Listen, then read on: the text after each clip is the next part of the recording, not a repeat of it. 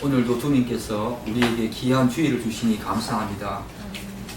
이 예배가 얼마나 중요하고 이 주일이 얼마나 중요하고 이 말씀이 얼마나 중요한지 우리가 만약에 한 달만이라도 그런 곳에서 한번 살 수 있다면 우리 예배가 달라질 것이고 이 성경이 얼마나 중요한지 이 주일이 얼마나 중요한지 알 수 있을 텐데 오늘 정말 그런 마음으로 그런 신령을 가지고 여러분이 예배하기를 간절히 축복합니다.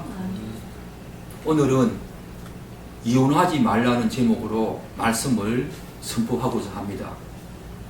이 내용이 왜 지난 시간에 살핀 간음하지 말라라는 바로 뒤에 전개되는 이유가 여러분 궁금하지 않습니까?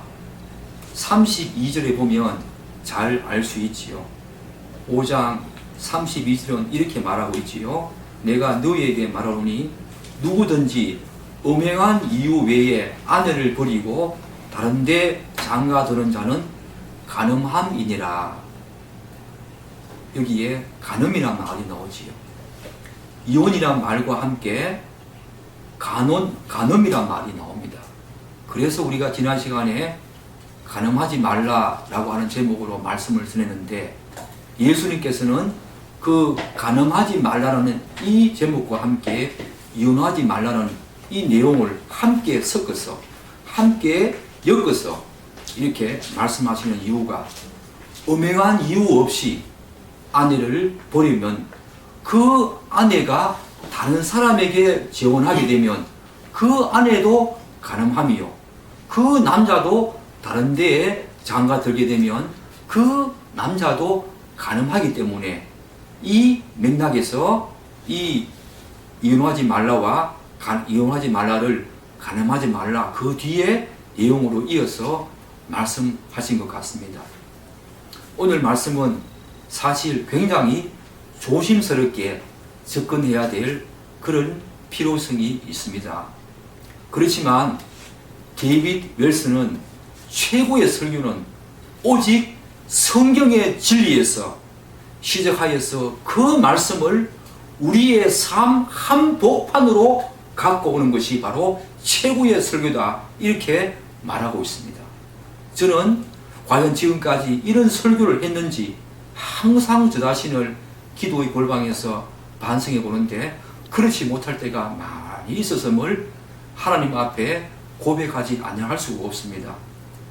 특히 오늘 하나님의 모든 말씀은 우리의 신앙과 삶의 모든 영역과 관련되기에 비록 오늘 이 주제가 우리가 다루기에 굉장히 무거운 주제이고 또 우리가 다루기에 굉장히 부담스러운 주제임은 틀림없지만 그럼에도 불구하고 우리는 이 주제를 결코 가벼운 주제가 아니라고 생각하고 하나님의 마음으로 이 말씀을 저는 전하고자 합니다.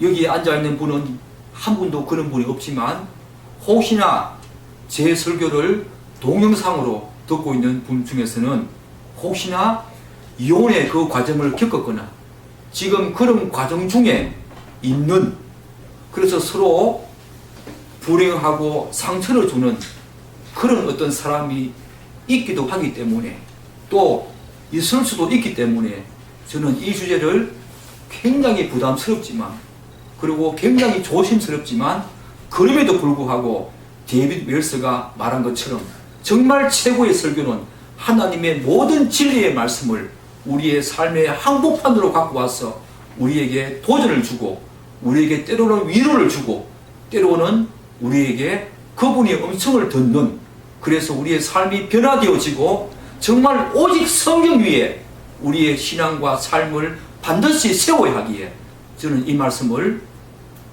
가벼운 마음이 아니라 하나님의 마음을 가지고 여러분들에게 말씀을 전하고자 합니다. 자, 그러면 당시 서기관들과 바리새인들, 유대인들은 이 이혼에 대해서 어떻게 이해하고 있었는지 우리 마태복음 5장 31절과 32절에 동일하게 나오는 내용이 마태복음 19장 3절로 9절 말씀이 훨씬 더 방대한 내용을 예수님께서 이혼에 대해 다루기 때문에 오늘은 마태복음 19장 3절부터 9절을 더 중점적으로 보도록 하겠습니다. 우리가 이 산상수훈에서 말씀하고 있는 이 이혼에 대해서 예수님께서 말씀하시기 전에 유대인들과 서기관들은 이혼에 대해서 어떻게 생각하고 있었는가, 우리 어떻게 생각하고 있었는가, 우리 한번 읽어볼까요? 우리 3절 한번 읽어보겠습니다. 시작. 바리새인들이 예수께 나와 그를 시험하여 이르되 사람이 어떤 이유가 있으면 그 아내를 버리는 것이 옳으니까. 그리고 마태복음 5장 31절은 이렇게 말하고 있습니다. 또 일렀으되 누구든지 아내를 버리려거든 이혼 정서를 줄 것이라 하였으나 라고 예수님께서 말씀하고 있습니다.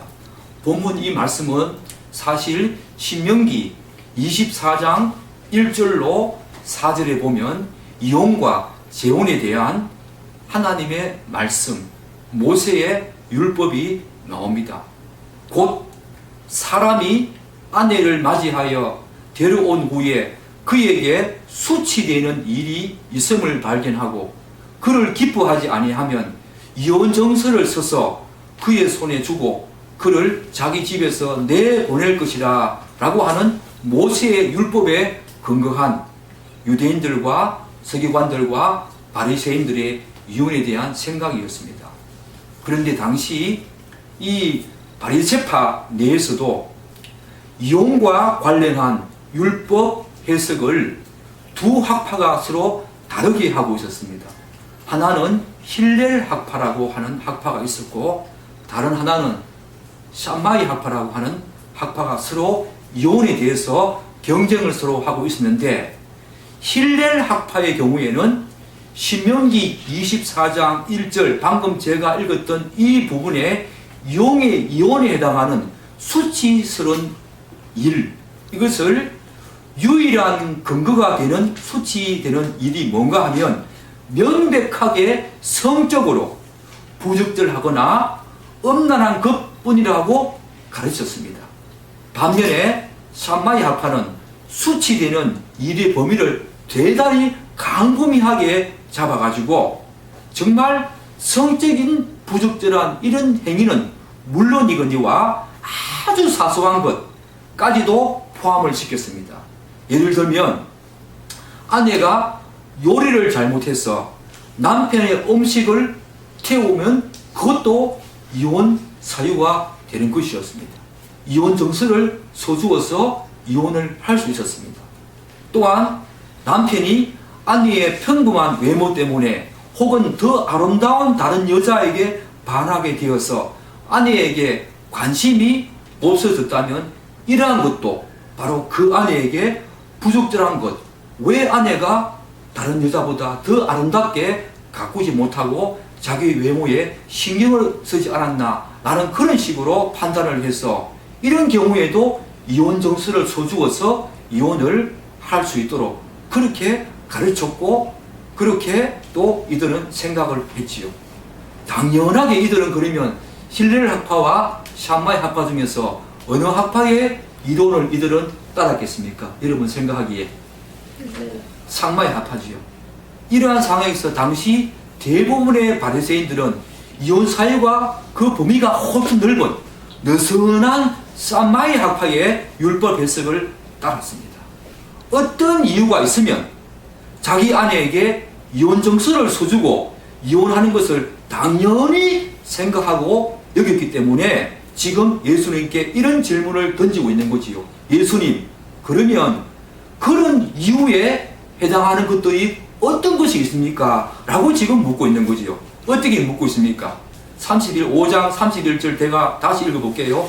또 이르시되 누구든지 아내를 버리려거든 이혼 정서를 줄 것이라 하였으나 누구든지 아내를 버리려거든 그러면 그 아내를 버리는데 어떤 이유가 해당되는가 라고 지금 예수님께 서기관들과 바리새인들이 묻고 있는 것이요.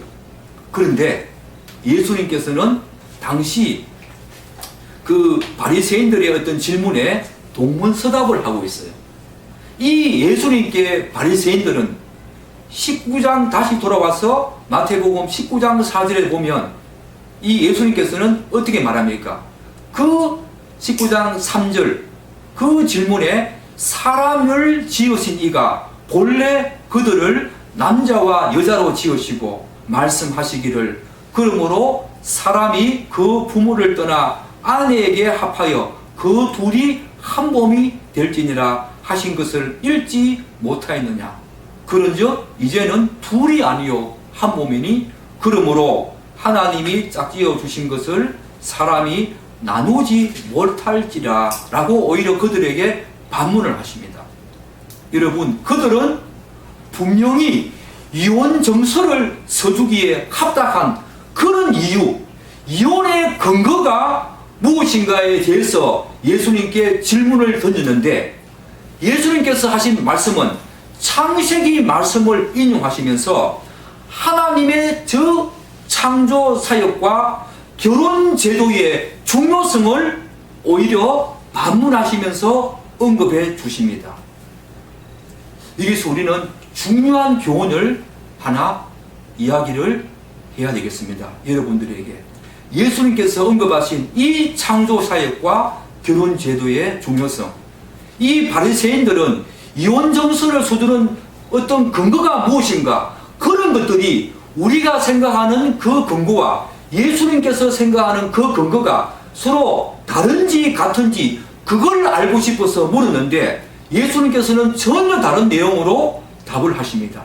바로 창조 사역의 그 위대성 그리고 결혼 제도의 중요성에 대해서 말씀을 하고 있지요.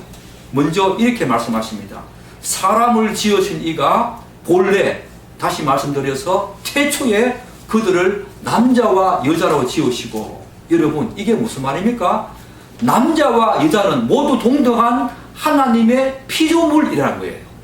당시의 바리새인들과 서기관들은 약간의 사소한 문제만 있어도 이혼 정서만 써주면 합당한 합법적인 이혼을 할 수 있다고 생각했지요. 그들은 여자를, 자기 아내를 자기의 소유물로 생각했습니다. 그렇지만 예수님께서 오늘 이 창조 사역을 말씀하시면서 본래 태초에 하나님께서는 남자와 여자로 만드셨다라고 말씀하시면서 남자와 여자는 서로 어떤 소유관계가 아니라 모두 동등한 그런 하나님의 피조물이심을 강조하십니다. 우리는 이 부분을 잘 들어야 합니다. 그러면서 예수님께서는 그런즉 이제는 둘이 아니요 한 몸이니 그러므로 하나님이 짝지어 주신 것을 사람이 나누지 못할지니라 라고 말씀하시면서 하나님이 짝지어 주신 것, 이 결혼 제도, 이것은 사람이 나누지 못한다라고 말씀하시면서 결혼 제도가 얼마나 중요한가 우리에게 다시 한 번 더 상기시켜 주십니다. 이제는 둘이 아니요 한 몸이니, 결혼은 둘이 한 몸이 되는 것입니다. 둘이 한 몸이 되어서 전혀 다른 존재가 되는 것이 바로 결혼 제도이라는 이야기를 하고 있는 거지요. 이게 우리가 둘이 하나가 된다, 이 말씀 속에서 저는 이 개념이 교회와 같은 개념, 다시 말씀드려서 에베소서 2장 14절로부터 15절에 보면 이런 말이 있어요. 그는 우리의 화평이신지라 둘로 하나를 만드사 원수된 것 곧 중간에 막힌 담을 자기 육체로 보시고 법조문으로 된 계명의 율법을 피하셨으니 이는 이 둘로 자기 안에서 한 세 사람을 지어 화평하게 하시고, 이렇게 말씀하십니다. 여기서 이 둘이란 바로 유대인들과 그 당시에 모든 유대인들을 제외한 모든 이방인들을 말씀하시는데, 하나님께서 아들 예수님을 이 땅에 보내심으로 말미암아 그들의 막힌 담을 허시고 육체로 허시고 법조문으로 된 계명의 율법을 피하셨으니 이는 이 유대인과 그 당시에 서로 정말로 서로 원수된 자였던, 서로 엉엉거리면서 너무너무 합치기를 싫어했던 이 유대인과 이방인들, 유대인들은 이방인들을 개로 취급했을 정도로 그렇게 취급한 이 둘을 자기 안에서 한 세 사람, 교회를 한 세 사람으로 비유하고 있습니다. 한 세 사람, 전혀 다른 존재, 교회를 그렇게 말하고 있어요. 에베소서에서는. 그래서 저는 이 에베소서에서 말하고 있는 이 둘로 자기 안에서 한 세 사람, 이 말을 결혼제도와 관련지어서 보면 이 가정이라는 것이 얼마나 중요한가. 둘이 하나가 된다. 이 말이 저는 교회와 같은 개념이라고 봅니다. 최초의 교회가 바로 가정이었다는 거예요. 최초의 교회가 바로 가정이면서 예수님께서 이 말씀을 왜 하시는가? 가정에서의 하나님 나라가 회복되기를 지금 바라시고 계시는 거예요. 예수님께서는 이 땅에 오시는 이유가 우리를 죄에서 사시고 죄 용서하셔서 하나님의 아들로 삼으셔서 구원하시고자 하는 그런 큰 구원 사역을 위해서 이 땅에 오신 것은 틀림없지만, 그것은 정말로 부정할 수 없는 틀림없는 사실이지만, 하나님 나라가 이 땅 가운데 그분이 오심으로 다시 회복되어졌다는 것, 그리고 그분의 그 사랑이 하나님 나라가 이 땅에 오심으로써 세상 가운데 흘러 보내시기를 바라는, 우리에게 바라는 그런 간절한 소망을 가지고 이 땅에 오셨다는 사실, 하나님의 자녀들은 그렇게 해야 한다는 사실, 하나님의 백성들은 그렇게 사랑을 흘러 보내야 한다는 사실, 그 사실을 우리에게 오늘 강조하고 있는 거지요. 가정에서 하나님 나라가 맨 먼저 회복되기를 바라시는 예수님의 이 간절한 소망을 여기서 우리는 읽어야 합니다. 그러므로 하나님이 짝지어 주신 것을 사람이 나누지 못한다. 이 말은 결혼제도가 그렇게 중요한데 사람이 나누지 못한다라는 말 속에서 이 결혼은 사람이 만든 임의적인 제도가 아니라 인위적인 제도가 아니라 바로 신적인 제도다. 하나님이 직접 만드신 신적인 제도다라고 하는 것을 우리가 여기서 읽어야 합니다. 하나님의 섭리로 서로 다른 둘을 서로 만나게 해서 하나로 짝지어 주신 거지요. 여러분, 우리는 서로 마음이 같아서, 성격이 같아서 둘이가 결혼한 것이 아닙니다. 대부분 결혼한 관계를 보면 성격이 서로 다른 경우가 굉장히 많지요. 그래서 이혼 사유 중에 이런 사유가 대부분입니다. 성격 차이. 여러분, 성격 차이 다 있습니다. 성격 차이 때문에 이혼 사유가 되는 것은 절대로 아닙니다. 여러분, 성격 차이는 다 존재합니다. 서로 다른 극과 극이 만나는 것이 바로 결혼입니다. 그렇지만 그 짝을 지어주실 때는, 극과 극이 만나지만 그 짝을 지어주실 때는 하나님의 섭리가 거기에 작동한다는 것을 우리는 잊어서는 안 됩니다. 우리는 실패할 수 있지만 하나님은 절대로 실패하지 않으십니다. 하나님의 섭리는 절대로 실패하지 않으십니다. 사랑하는 여러분, 우리는 그 하나님의 섭리를 믿어야 합니다. 어려움이 있을 때 끝까지 참고 견디면서 하나님이 이렇게 둘이를 짝지어 주신 것, 극과 극이 만나서 매일같이 어른거리면서 살아가지만 하나님의 짝지어 주신 이 신적인 제도, 이 결혼제도 안에서 그럼에도 불구하고 우리는 성격을 서로 맞추어 가면서 하나님이 우리에게 주신 그 사랑을 그대로 받아내면서 우리도 아내를 받아내고 남편을 받아내고 형제를 받아내는 그런 사람으로 지어져 가는 거지요. 처음부터 존재론적으로 한 몸이 되는 것이 아니라 한 몸이 되어가는 존재가 바로 부부입니다. 부부 관계에서 저는 상당한 정도의 성화의 과정을 거쳐간다고 저는 봅니다.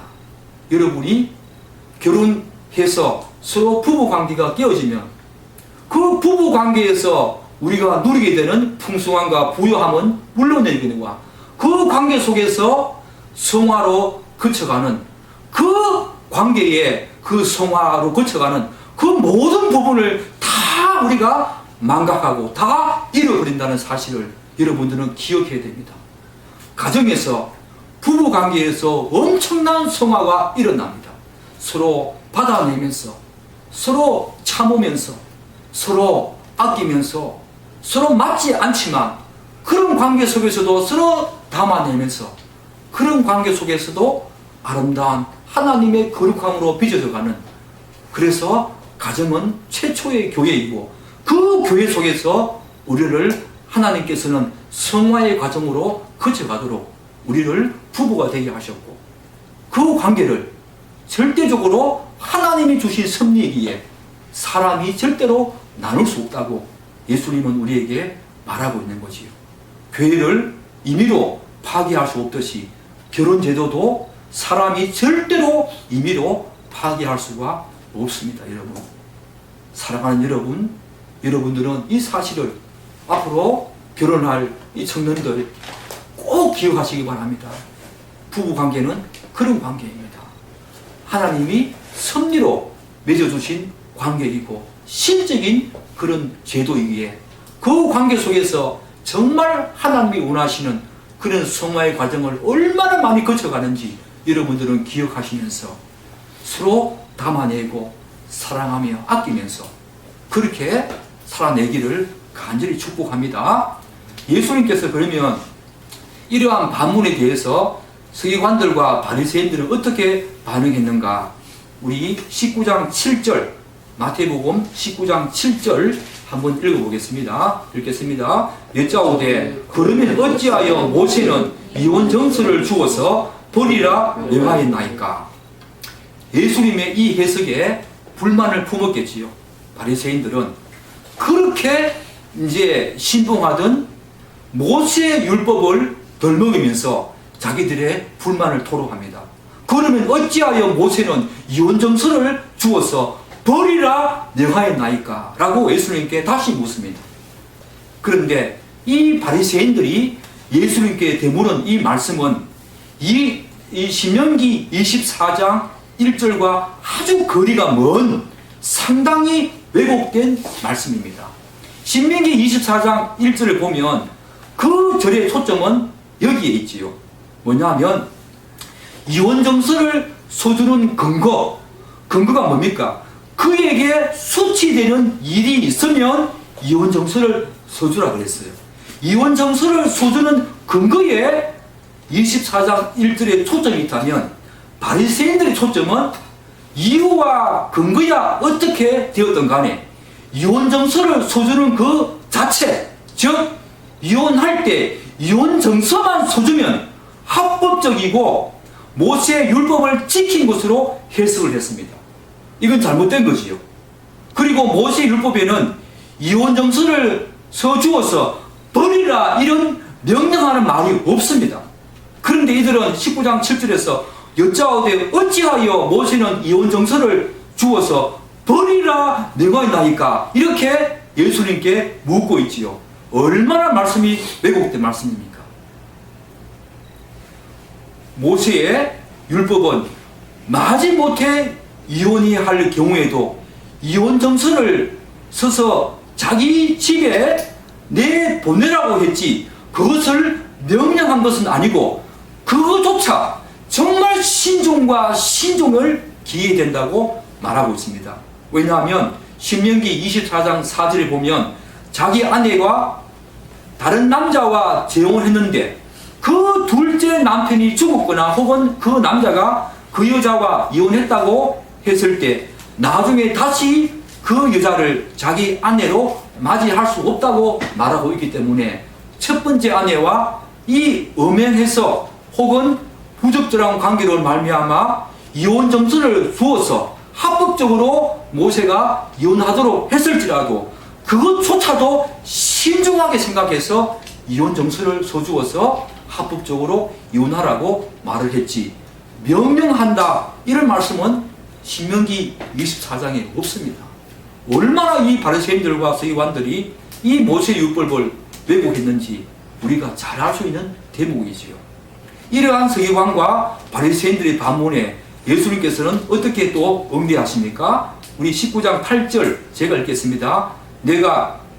예수께서 이르시되 모세가 너의 마음의 완악함 때문에 아내 버림을 허락하였거니와 본래는 그렇지 아니하니라. 이렇게 말씀하셔요. 예수님께서는 그것조차도, 이 음행한 그것조차도 이혼 정서를 써주어서 합법한 것임에도 틀림없지만 예수님께서는 그것조차도 하나님과 모세의 의도가 아니라 그들의 마음에 완악함 때문에 말하지 못해서 그렇게 허락했을 뿐이고 본래는 그렇지 않다고 말씀을 하십니다. 그러시면서 예수님께서는 이혼에 대해서 결론적으로 한 가지 중요한 말씀을 하시지요. 19장 9절 말씀에 내가 너희에게 이르노니 누구든지 음행한 이유 외에 아내를 버리고 다른 데 장가드는 것은 가늠함이니라. 예수님께서는 이혼의 근거에 대해서 단 한 가지 예외 조항으로 제시하는 것이 있지요. 그것이 바로 그 아내의 어떠한 심각한 성적인 어떤 범죄를 유일한 이혼의 이유와 근거로 제시합니다. 이것은 남편도 마찬가지고 아내도 마찬가지지요. 여기서 아내에 대한 이야기를 하지만 오늘날에는 아내에게 국한되는 말이 아니지요. 남편도 마찬가지입니다. 남편에게도 그런 음행한 이유가 있다면 합법적으로 예수님께서는 예외조항으로 이혼 사후에 해당한다라고 말씀을 하고 있지요. 이성적인 범죄에는 혼전 혹은 그 결혼 후에 육체적이고 성적인 부도덕한 행위, 즉 음행을 말한다고 볼 수 있지요. 그런 이유 없이 아내를 혹은 남편을 버리면 비록 이혼 정서를 써주었다고 하더라도 그 여자에게도 가늠하게 하는 것이고, 또한 이혼한 그 여자와 결혼하는 그 남자도 가늠하는 범죄를 저지르게 된다고 예수님께서는 단호하게 말씀하셔요. 얼마나 단호하게 말씀하십니까? 그렇지만 예수님께서 예외조항으로 한 가지 주신 이 음행한 이 예외조항 하나도 우리가 오늘 중요하게 한번 생각해 봐야 돼요. 산상수훈의 전체적인 맥락 속에서, 즉 하나님 나라라고 하는 이 마태복음의 전체 주제와 그리고 하나님 나라의 이 의, 윤리, 삶이라고 하는 이 산상수훈의 전체적인 맥락 속에서, 그리고 구약의 성경과 예수님께서 19장에서 이 하시는 말씀을 좀 더 우리가 면밀하게 살펴봄으로써 오늘날 우리 그리스도인들은 이혼에 대해서 어떤 시각을 가져야 할지에 대해서 저는 조금 더 파고들어서 살펴볼 필요성이 있다고 생각을 합니다. 먼저 산상수훈의 전체적인 맥락 속에서 한번 살펴보도록 하겠습니다. 우리는 이미 팔복에서 심령이 가난한 자, 애통한 자, 긍휼한 자, 화해의 복음을 선포하신 예수님의 말씀을 살펴보았지요. 즉 모든 인간은 우리의 어떤 자격과 공로와 우리의 어떤 선한 일, 그로 말미암아 구원을 받는 것이 아니라 오직 하나님의 은혜로, 오직 그분의 사랑과 그분의 긍휼과 그분의 자비로 말미암아 구원을 받았습니다. 그러므로 그분 앞에 설 때에 모든 사람들은 다 파산당한 사람처럼 그 누구도 그분에게 조금이라도 자기 자신에게 있는 그 자랑할 거리가 전혀 없는 정말로 영적인 가난한 자로 날마다 써야 될, 심령이 가난한 자로 써야 됨을 우리가 이미 알았습니다. 그리고 예수님께서는 바로 하나님과 원수된 우리들과 하나님과의 그 깨어진 관계를 회복시키기 위해서 그분이 직접 한몫제물로 우리에게 그분의 목숨을, 그분의 그 아름다운 사랑을 우리에게 베푸시기 위해서 그분의 목숨을 우리 대신에 하나님께 드렸습니다. 그래서 우리도 상대가 어떠한 사람이든 간에 먼저 화해하고 화목하게 하는 자로 세워져야 합니다. 이러한 산상수훈의 그 팔복과 육신을 입고 이 땅에 하나님 나라를 가지고 들어오심으로써 하나님 나라의 새로운 의와 윤리와 예수님의 간절한 소망의 차원에서 볼 때에 그리스도인들은 이 배우자의 허물과 죄와 잘못에 대해서 그것이 엄행한 죄라고 하더라도 너그럽게 용서하고 불쌍히 여기고 긍휼히 여기면서 오히려 자신 속에서도 그러한 죄성이 있음을 발견하고 애통해하면서 다른 사람에게도 애통해하고 슬퍼하면서 그들을 위해서 기도해주고 할 수만 있다면 상대방과 화해함으로써 이 땅에 새로운 하나님의 나라의 그 질서와 의율을 세우는 것이 올바른 신자의 삶이고 자세라고 우리에게 예수님은 이 산상수훈 전체적인 맥락 속에서 우리에게 말씀하고 있는 것이요.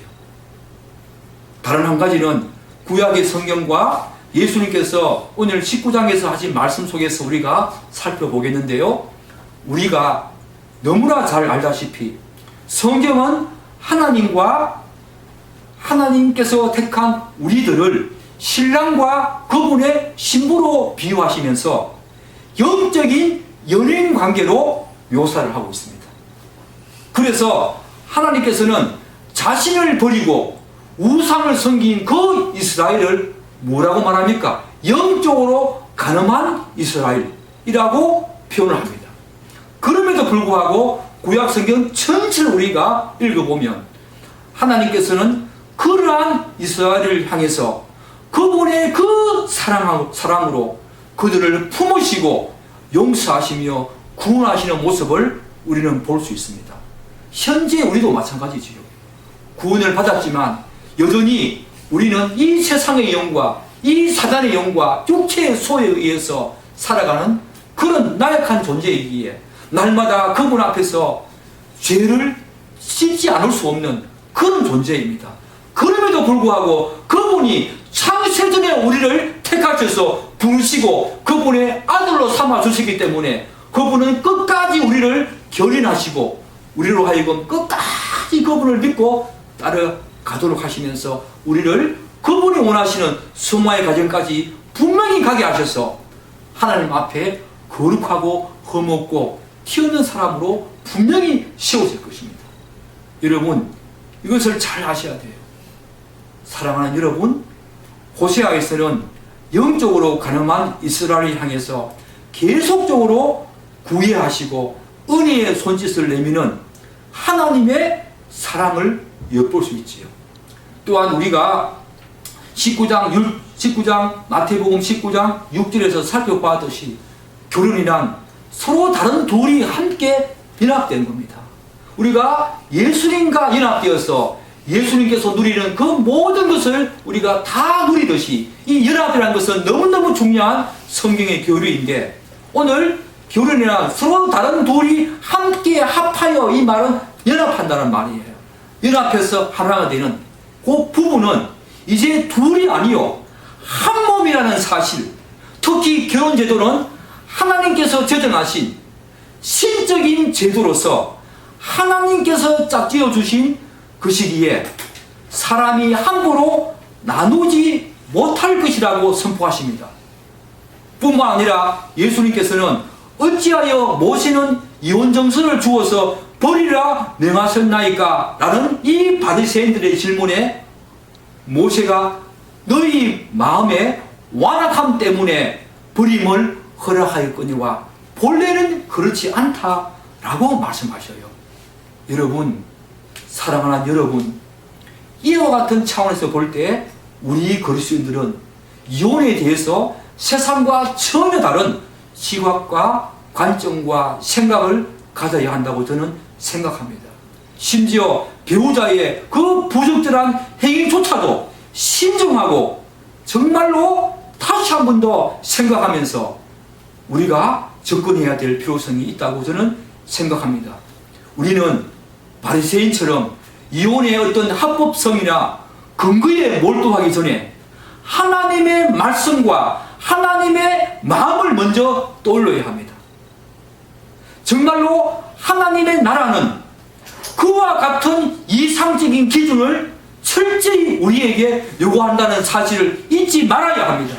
그것이 바로 오직 성경 위에서는 사랑, 그런 신자들의 삶이고 그런 신자들의 신앙이고 그런 신자들의 삶이고 자세이지요. 특별히 여러분, 죄와 허물로 죽은 우리들을 예수 그리스도 그분의 은혜와 사랑으로 우리를 다 품어주신 여러분, 그 사랑을 여러분들은 아시지 않습니까? 여러분, 그렇지 않습니까? 그 예수님의 그 사랑과 그 긍휼을 여러분이 아신다면 우리가 함부로 이혼에 대한 이야기를 할 수가 없겠지요. 정말로 그분의 그 사랑을 아는 사람이라면 그 사랑이 얼마나 위대하고 얼마나 놀라운 사랑이라고 우리가 안다면, 그리고 그 사랑을 성령님이 나에게 내주하셔서 알게 하셨다면 그 상대방의 부적절한 행위조차도 우리가 담아내면서 우리가 끌어안으면서 서로 애통해하고 서로 슬퍼하고, 나도 그런 자임을, 하나님 앞에 날마다 그런 자임을, 심령이 가난한 자임을, 아무것도 없는 그런 정말로 파산당한 사람처럼 그분 앞에 아무것도 자랑할 것이 없는 상대방과 동일한 그런 죄인임을 우리가 시인하면서 상대방의 그 부적절함까지 우리가 담아낼 수 있는 사랑이 우리에게 반드시 필요하다는 것을 우리는 절대로 잊지 말아야 합니다. 사랑하는 여러분, 여러분들에게는 그런 사랑이 있습니까? 정말 여러분들에게는 그런 하나님의 은혜가 여러분들에게 있습니까? 여러분, 우리들은 하나님의 사랑을 입은 자들입니다. 아무 공부도 없고 자격도 없는 우리들을 그분이 그저 우리들을 무조건적으로 그분의 은혜로 품어주시고 사랑하셔서 우리를 그분의 자녀로 삼아주신 이 놀라운 사랑을 알진대, 여러분, 상대방의 허물조차도 그분의 사랑같이, 그분이 우리를 사랑과 같이 품어주고 아껴주고 그리고 담아내는 그런 사람이 되기를 여러분 축복합니다. 그래서 이 세상을 본받지 말라. 로마서 12장 2절에서 너희들은 이 세대를 본받지 말고, 우리가 이혼할 때에 옆에서 어떤 말을 합니까? 자녀 때문이라도 이혼하지 말라 그럽니다. 여러분, 그것은 세상적인 기준이지요. 그렇지 않습니다. 우리들은 예수님의 그 사랑을 생각해야 됩니다. 예수님께서 우리를 어떻게 사랑하시는지, 십자가에서 어떻게 우리를 위해서 보혈을 흘려주시는지 그 사랑을 생각하면서 우리는 이 이혼에 대해서 접근하면서 상대방의 그 부적절함, 예수님께서는 예외 조항으로 그 상대방의 엄연한 것을 제시하셨지만 우리가 사는 이 세대에는 바로 그런 이혼이 성격 차이로 또 여러 가지 이유로 말미암아 너무 팽팽한 이 땅에 우리가 살고 있지만, 예수를 진정으로 믿는 그리스도인이라면, 그분의 사랑 안에 거한다면, 그분의 성령이 우리 안에 거한다면 우리가 어떻게 구원을 받았는지 생각하면서 그분의 그 사랑으로 상대방을 담아내고 사랑하고 품어내야 할 줄 믿습니다.